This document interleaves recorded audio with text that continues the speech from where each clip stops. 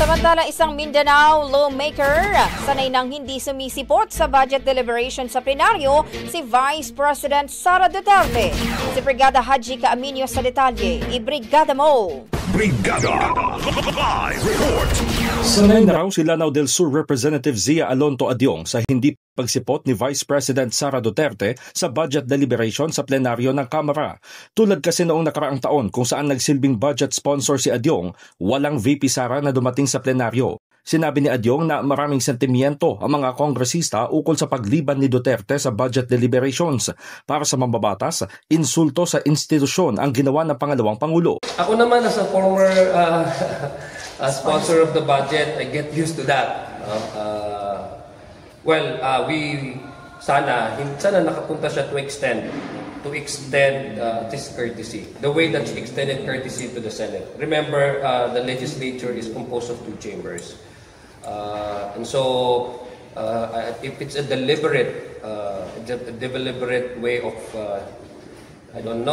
expressing her preference of the Senate or perhaps her disgust, then of course, everyone as a human being, as a person, would feel insulted by the non-attendance of the OVP during the budget. As an institution, yeah, but as individually, as I told you, I get used to it. No? Ito rin anya ang unang pagkakataon na mayroong head of agency na naglatag ng mga kondisyon bago humarap sa plenary debates. As far as I can remember, yes, this is the first time. I think that's yung condition na yun. It's a direct, parang asking, Acolatilia that asking the House to intervene directly to an executive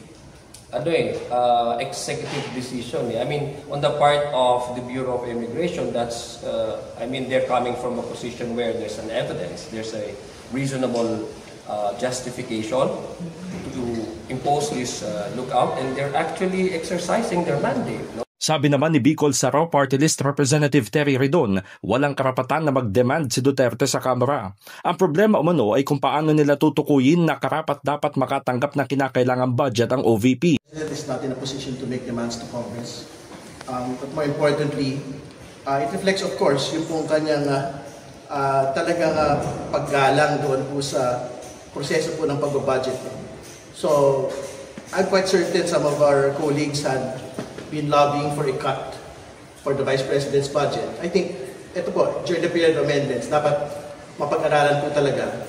Mababatid na may mga kongresistang nagsusulong na sa pagpasok ng period of amendments, kanilang igigiit na dapat tapyasan ang budget ng OVP dahil umano sa ipinakitang pambabastos ni Duterte. In the heart of changing lives, ako si Brigada Haji Caaminio ng 105.1 Brigada News FM Manila, the Music and News Authority. Ang bahaging ito ay hatid sa atin ng Guard C Plus with Zinc Capsule. Always protektado ang kalusugan.